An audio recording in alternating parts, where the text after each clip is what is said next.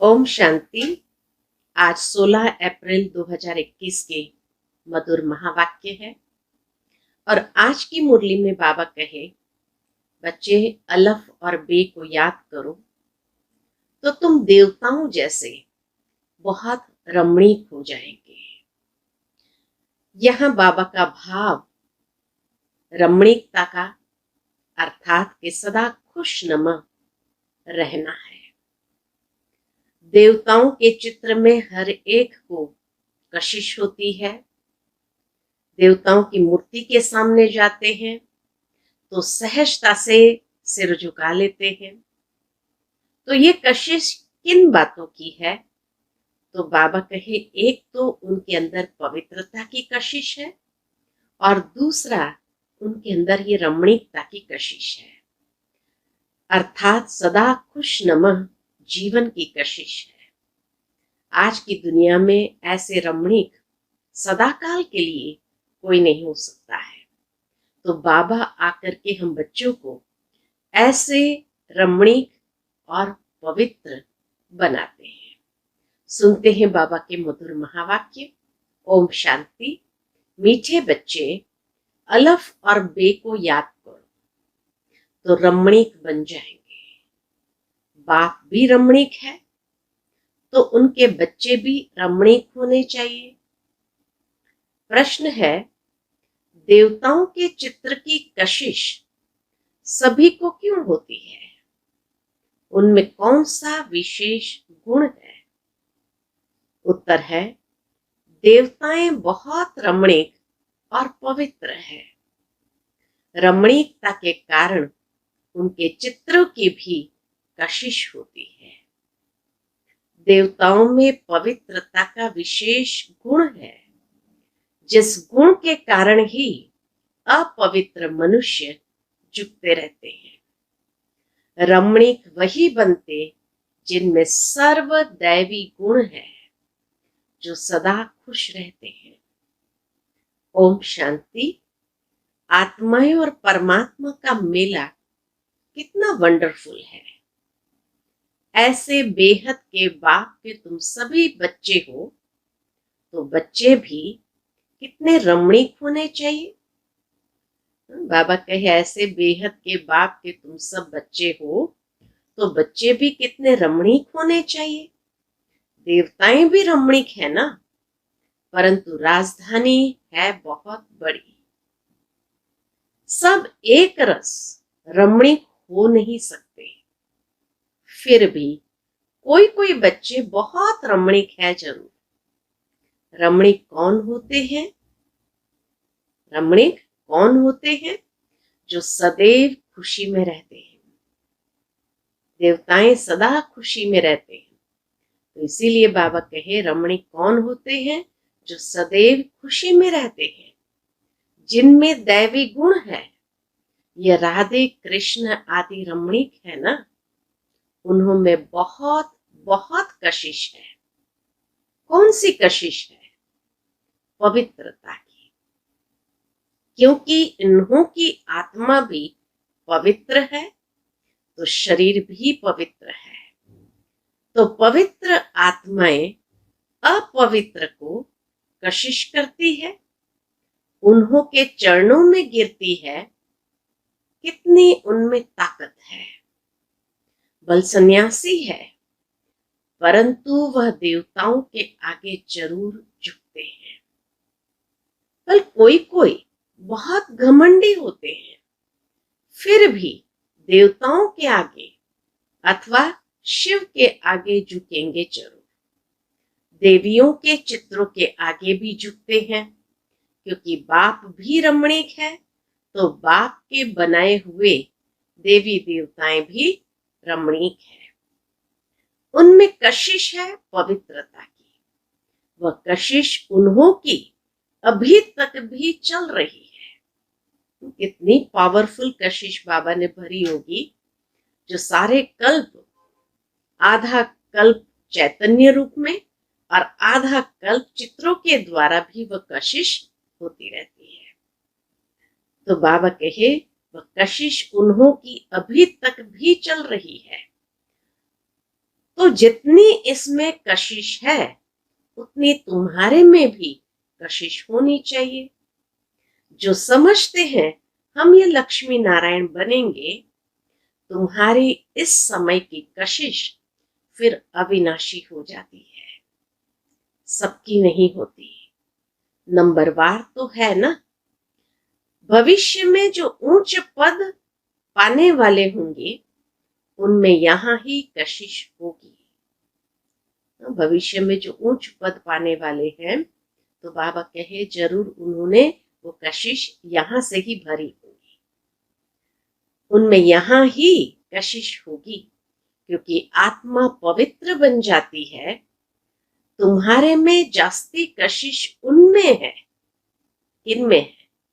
जो खास याद की यात्रा में रहते हैं। यात्रा में पवित्रता जरूर रहती है, पवित्रता में ही कशिश है। पवित्रता की कशिश फिर पढ़ाई में भी कशिश ले आती है। यह तुमको अभी पता पड़ा है। तुम उनके अर्थात लक्ष्मी नारायण के ऑक्यूपेशन को जानते हो।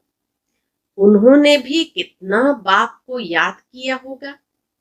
यह जो उन्होंने इतनी राजाई पाई है वह जरूर राजयोग से ही पाई है।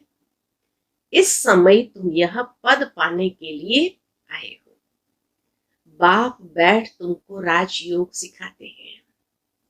यह तो पक्का निश्चय कर यहाँ आए हो ना कि बाबा हमें राजयोग सिखा रहे हैं, तो बाबा कहे ये तो पक्का निश्चय कर यहाँ आए हो ना।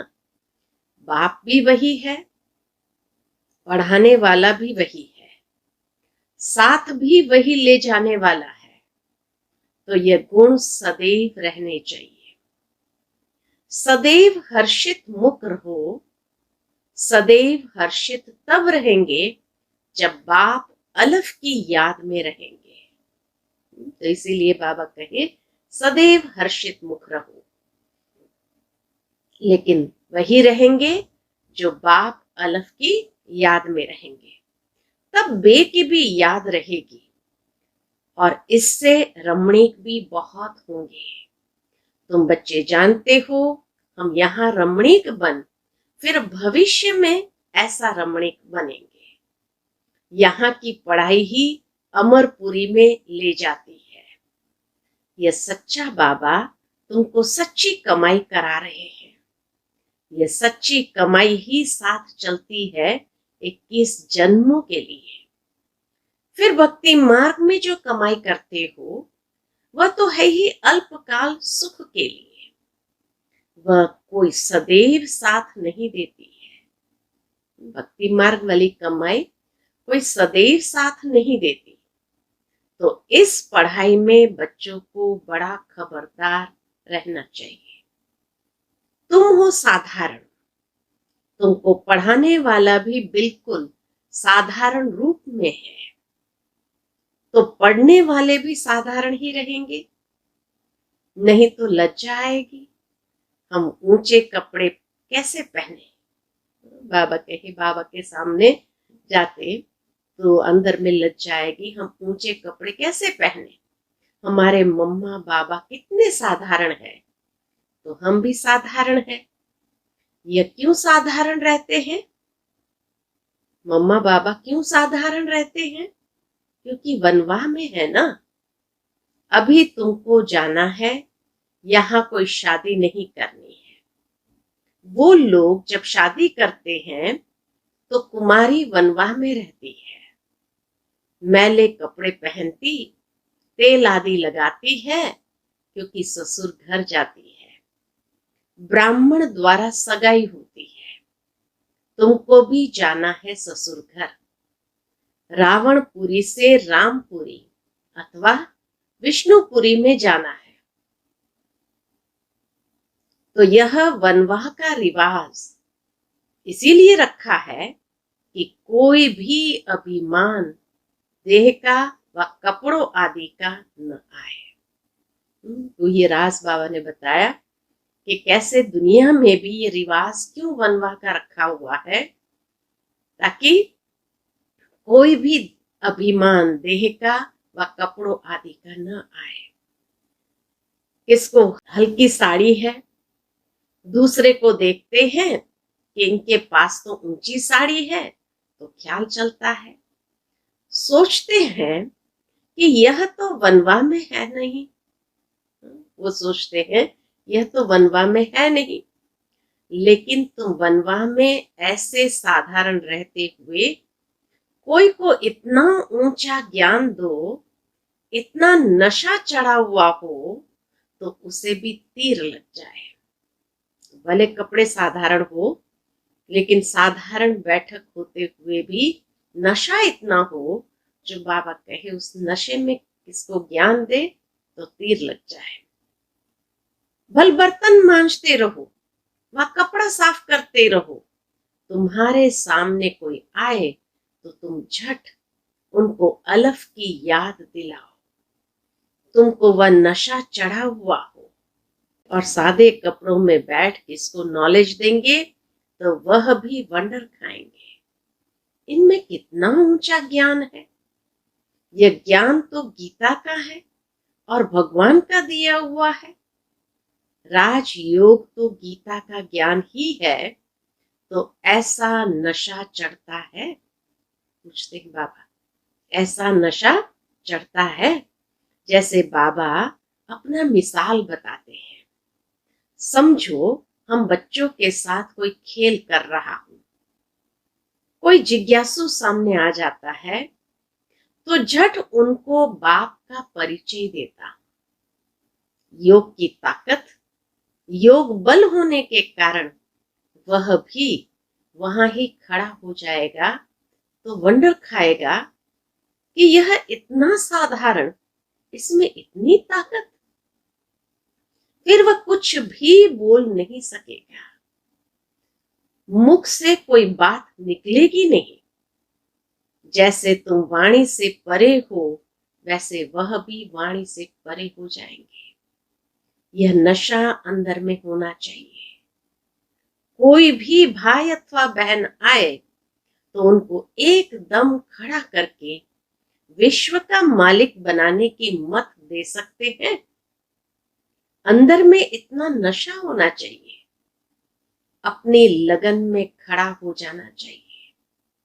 बाबा सदैव कहते हैं, तुम्हारे पास ज्ञान तो है, परंतु योग का जौहर नहीं है। प्योरिटी और याद में रहने से ही जौहर आता है।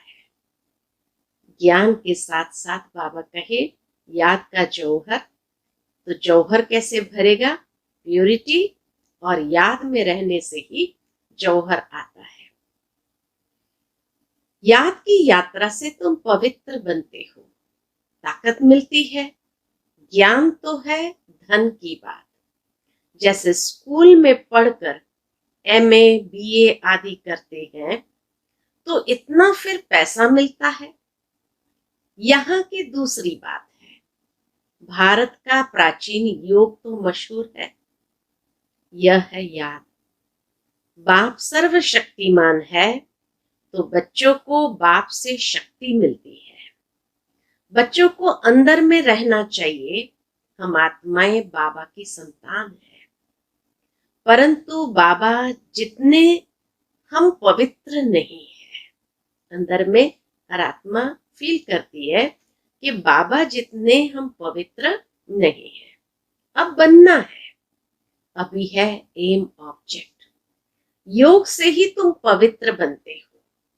जो अनन्य बच्चे हैं वह सारा दिन यही ख्यालात करते रहेंगे। कोई भी आए तो उनको हम रास्ता बताएं, तरस आना चाहिए। बेचारे अंधे हैं, अंधे को लाठी पकड़ा कर ले जाते हैं ना, यह सब अंधे हैं, ज्ञान चक्षु है नहीं। दुनिया में किसी के पास भी ज्ञान चक्षु नहीं है। अभी तुम्हें ज्ञान का तीसरा नेत्र मिला है, तो सब कुछ जान गए हो।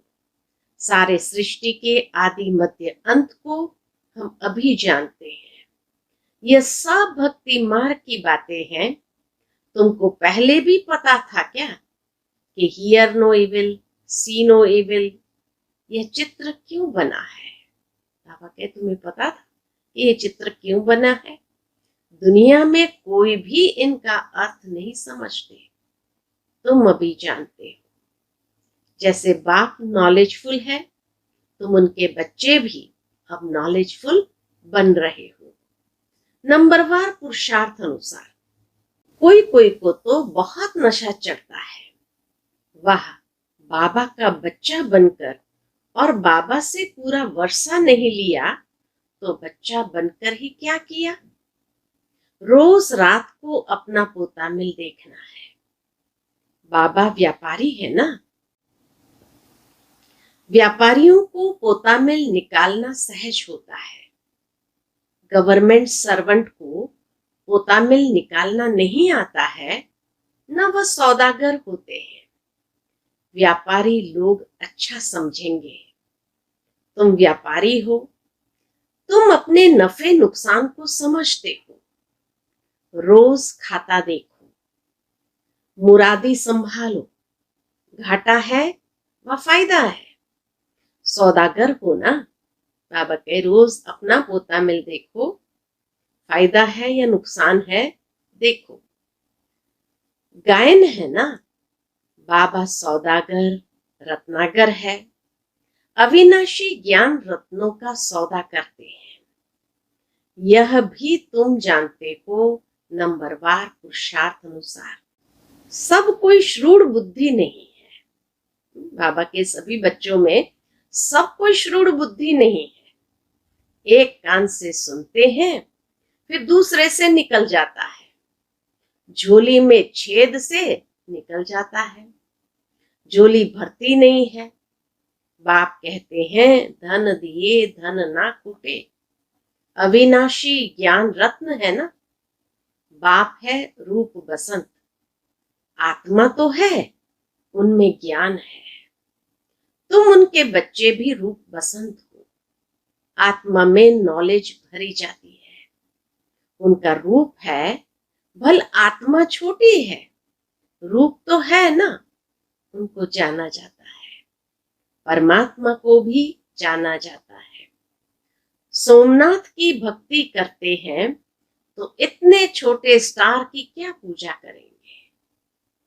पूजा के लिए कितने लिंग बनाते हैं, शिवलिंग छत जितना बड़ा बड़ा भी बनाते हैं। कई जगह पर तो बाबा कहे शिवलिंग छत जितना बड़ा बड़ा भी बनाते हैं।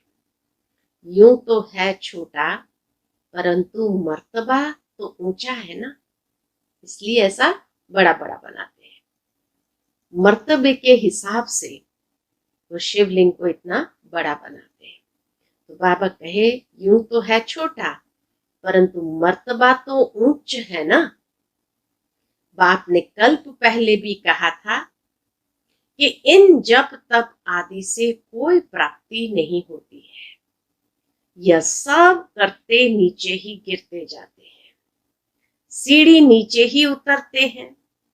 तुम्हारी तो अब चढ़ती कला है, तुम ब्राह्मण पहले नंबर के जिन्न हो। कहानी है ना, जिन ने कहा हमको काम नहीं देंगे तो खा जाएंगे, तो उनको काम दिया, सीढ़ी चढ़ो और उतरो, तो उनको काम मिल गया। बाबा ने भी कहा है कि यह बेहद की सीढ़ी, तो उतरते हो फिर चढ़ते हो। तुम ही फुल सीढ़ी उतरते और चढ़ते हो। जिन तुम हो, दूसरे कोई फुल सीढ़ी नहीं चढ़ते हैं। दूसरे धर्म वाले भी फुल सीढ़ी नहीं चढ़ते हैं। फुल सीढ़ी का ज्ञान पाने से तुम कितना ऊंच पद पाते हो, फिर उतरते हो चढ़ते हो। बाप कहते हैं मैं तुम्हारा बाप हूं, तुम मुझे पतित पावन कहते हो ना। मैं सर्वशक्तिमान ऑलमाइटी हूं, क्योंकि मेरी आत्मा सदैव 100% पवित्र रहती है। मैं बिंदे रूप अथॉरिटी हूं, सब शास्त्रों का राज जानता हूं।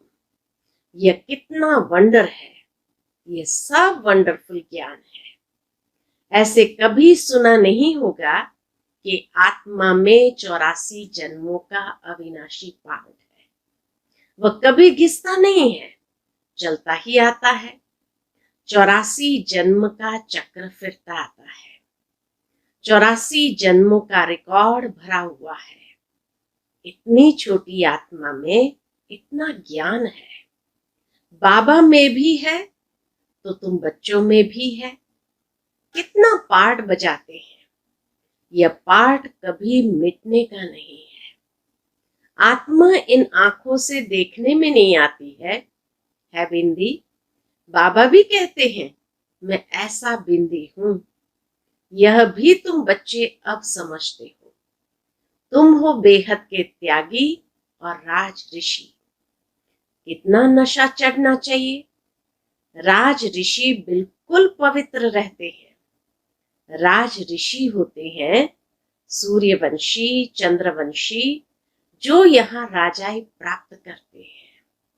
सबसे श्रेष्ठ राज ऋषि वही है जो सूर्यवंशी बनते, चंद्रवंशी बनते, जो यहाँ राजाई प्राप्त करते हैं, जैसे अब तुम कर रहे हो। यह तो बच्चे समझते हैं कि हम जा रहे हैं, खेवैया के स्टीमर में बैठे हैं, और यह भी जानते हैं यह पुरुषोत्तम संगम युग है। जाना भी जरूर है। पुरानी दुनिया से नई दुनिया में वाया शांति धाम। ये सदैव बच्चों की बुद्धि में रहना चाहिए। जब हम सतयुग में थे तो कोई खंड नहीं था, हमारा ही राज्य था। अब फिर से योग बल से अपना राज्य ले रहे हैं, क्योंकि समझाया है योग बल से ही विश्व की राजाई पा सकते हैं। बाहुबल से कोई नहीं पा सकते। यह बेहद का ड्रामा है, खेल बना हुआ है। इस खेल की समझानी बाप ही देते हैं। शुरू से लेकर सारी दुनिया की हिस्ट्री ज्योग्राफी सुनाते हैं। शुरू से लेकर सारी दुनिया की हिस्ट्री ज्योग्राफी सुनाते हैं। तुम सूक्ष्म वतन, मूल वतन के राज को भी अच्छी रीति जानते हो। स्थूल वतन में इनका राज्य था, अर्थात हमारा राज्य था। सतयुग जब था स्थूल वतन में तो इनका राज्य अर्थात लक्ष्मी नारायण का राज्य था, अर्थात हमारा राज्य था। तुम कैसे सीढ़ी उतरते हो वह भी याद आ गया। सीढ़ी चढ़ना और उतरना ये खेल बच्चों की बुद्धि में बैठ गया है। अब बुद्धि में है कि कैसे यह वर्ल्ड की हिस्ट्री ज्योग्राफी रिपीट होती है। इसमें हमारा हीरो हीरोइन का पार्ट है।